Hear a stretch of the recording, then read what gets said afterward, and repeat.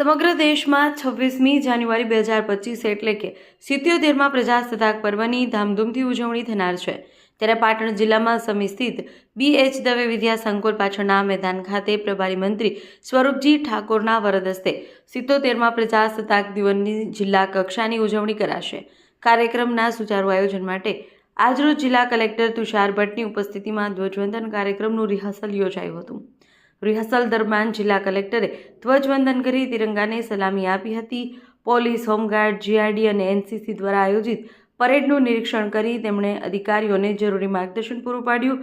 આ પ્રસંગે ધ્વજવંદન, હર્ષધ્વનિ, પરેડ નિરીક્ષણ, march past, horse show, tableau નિરીક્ષણ, સાંસ્કૃતિક કાર્યક્રમ, નાગરિકો, અધિકારીઓ અને કર્મચારીઓનું સન્માન સહિતના કાર્યક્રમો આયોજનબદ્ધ રીતે યોજાય તે માટે તેમણે માર્ગદર્શન પૂરું પાડ્યું હતું।